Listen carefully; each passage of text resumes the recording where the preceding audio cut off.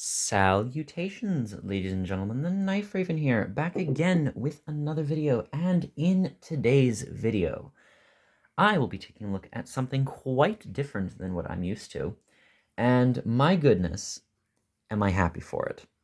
Yes, today, I will be taking a look at a knife from France, and I mean that in more ways than one, as not only is this a knife from France, but it is also a knife from Knives of France. Now, Knives of France has become quite prominent in the YouTube knife reviewing scene, and they are a small company based, I believe, in Texas, and it's run by one gentleman, and he is a specialist in French cutlery, as it says here. His stock is excellent. He has a variety of knives ranging from very inexpensive to very high-end, from a variety of French brands, and the prices are incredibly reasonable. He ships, I believe, to the UK. I know he ships in the US, obviously, but he ships to Canada as well, for a very reasonable flat rate of, I believe, $8, which is incredibly good. It took 13 days upon the date of ordering to delivery, so very good shipping time as well, and just an excellent company to deal with. He has a YouTube channel, which I shall link in the description, and you also have his blog, where he will post about French regional knives and such, and his Instagram and other links. So there you are. And on the other side, you have a selection of 4 French knives, all of which are quite beautiful. Now, Stefan, as I believe his name is a very interesting fellow and stocks quite the decent range of French knives, and this was one that I was quite taken with. On his blog, he described this as the French equivalent to a boy's knife. Now, the boy's knife, to us traditional pocket knife enthusiasts, we may think of something along the lines of a GEC 15 or 14, or something like this. This is an Otter Taschenmesser in Wenge, and it has a typical spear point teardrop design. Very simple, relatively small, and this is what most would consider a boy's knife. However, in France, it's somewhat different. So this is from the brand Coutellerie Au Sabot, and Au Sabot is a manufacturer of traditional knives, primarily folding knives, but they do some kitchenware and table knives as well. And they're located just a few minutes out of Thiers, the French capital of knife making. And in fact, they have their address here. They're located in Monnerie-le-Montel. I probably am going to butcher a lot of French in this video, and I apologize in advance for that. And they have their website, ausabot.com. Au Sabot, as I have learned, means shoe or clog, which you'll quickly discover is their logo. This handle is rhodoid, which, according to their website, is black cellulose acetate, so it's a type of synthetic material. And you can also get it in white, but this was the model available. And it's a very small little knife. As you can see, it is a bit of a teardrop in its handle shape, perhaps not as significant as, say, something like this. You can see it's quite a bit thinner here than it is here, whereas it's a bit more symmetrical on the Au Sabot. But this knife is, again, the equivalent of a French boy's knife. The name of it is the Langres, Langres, and I had a bit of trouble learning how to pronounce that, but I hope I'm getting it somewhat close to correct. But the Langres is named after a commune or village in France, and it also happens to be the name of a cheese that originates, I believe, from the same village. And the Langres is the very simplified variation of a classic small knife, and it's sporting a very, very nice sheepfoot, or depending on how you view it, ram foot blade. and it's made of XC75 carbon steel. So, first and foremost, some measurements, as I really want to stress that this is a small knife. Overall, you're getting just under 5 3/4 inches on this knife. The cutting edge, which is the entire blade, as there is no kick on this, is coming in at just a hair over 2.5. And Alice is currently calling. And of course, the handle is just under 3 1/4. So this is a small knife, and if you put it up against, again, the Otter, which is in and itself, this is a very small knife as well, but you can see that the Langres is quite a bit noticeably smaller. Comparing it with another popular French knife, which is also to most considered rather small, the Opinel No. 6. Yeah, you can see that this is by all means a very, very pocket-friendly size. So, the features on this knife. Well, first and foremost, we have a carbon blade, as mentioned prior. I've carried this knife a lot. Ever since I received it, I have been consistently favoring this knife to put into the pocket and just carry around with me. I haven't needed to do a whole lot of cutting with it, but when I have needed to, it's worked very well. But the sheepfoot blade is well ground. You can see it's a flat grind.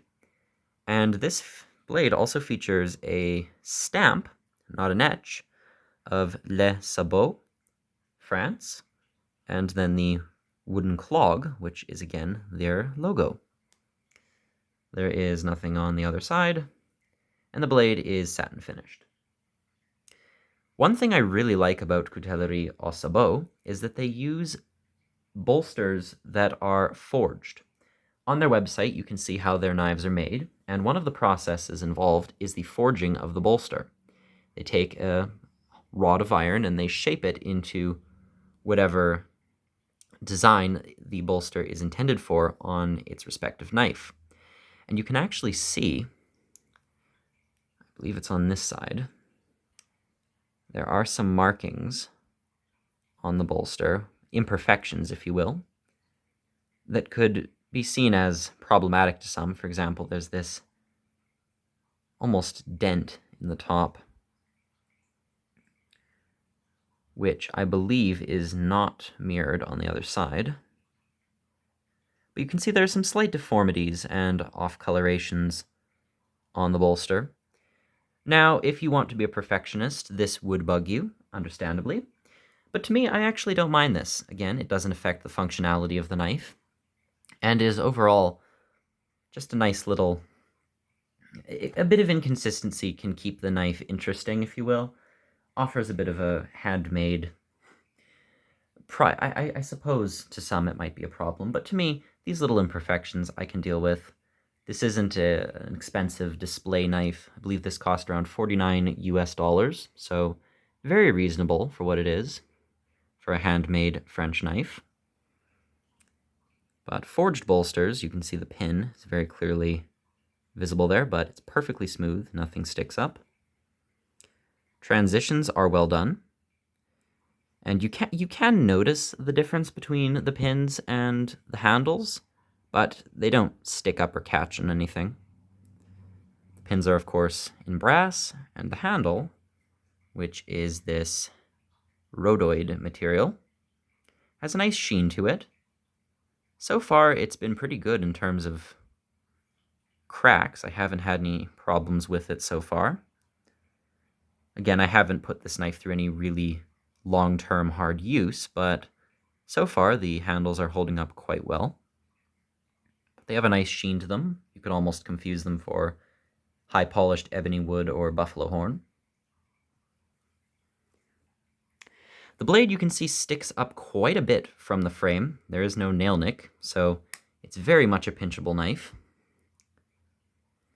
One thing I was worried about when I purchased this knife was that there would be blade play, and that's because on knives with shorter handles and longer blades, it tends to be more of a problem. But this knife absolutely shocked me with the fact that this is rock solid. There is no blade play on this whatsoever. Very, very nice. I usually ask to have the knives checked for any form of blade play, as it is one of the flaws on a knife that really does bother me. But this one is very, very nice. So perhaps I could say this is just simply due to the fact that Stefan selected one that was free from blade play, as per my request, or the fact that these are just very well made. But regardless, you can see the tang part of the blade goes fairly deep into the knife, and thus it would have a very nice, I guess you could say, it's very well assembled, very well designed. So there's a bit of flex in the blade as it isn't particularly thick, but it's not at all bothered by blade play. The handle fits comfortably in the hand despite being very small. Easy 3-finger grip, probably about 3.5. You can choke up on the knife quite well. Of course, the long blade and the straight edge makes for easy draw cuts and the like. The liners and spring are also steel. I believe the liners are stainless and the spring is carbon. I might be wrong, however. The entire construction could just be carbon steel, because I know for a fact the bolsters and blade are. The spring tension on this is very, very nice. I would give it a solid, maybe a 5 or a 6, which for a small knife is actually very nice. It doesn't have a half stop or anything, but it does feature an interesting, I guess, lazy half stop, where at about this point it stops and then continues forward, where it kind of stops again right here. But if you're opening it, you won't really notice that. But if you're closing the knife or opening it very slowly, you can see there's a bit of a stop here, bit of a stop there, and then the closure.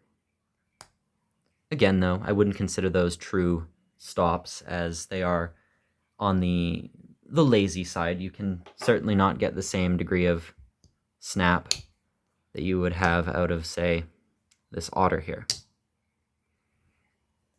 One thing to note is, with many French knives, you should not slam these blades shut.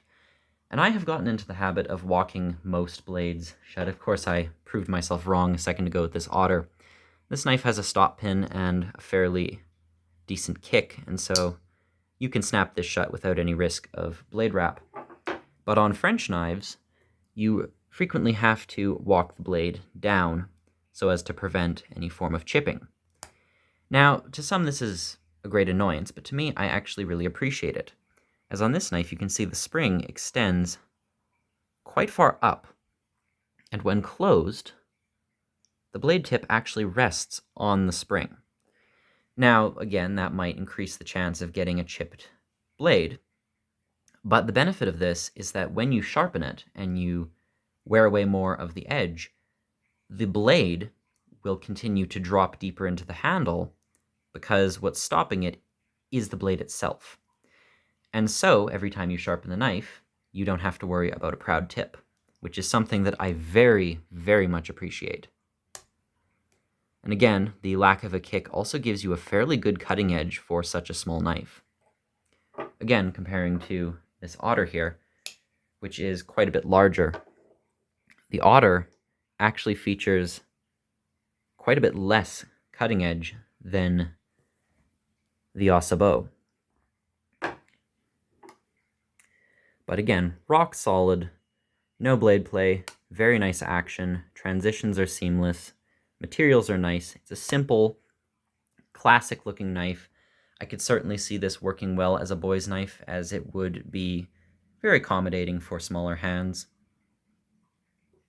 I would like to see this knife perhaps in some higher end materials, like maybe an olive wood or a horn model, but for now this is definitely very reasonable. I'm not at all bothered by the synthetic handle.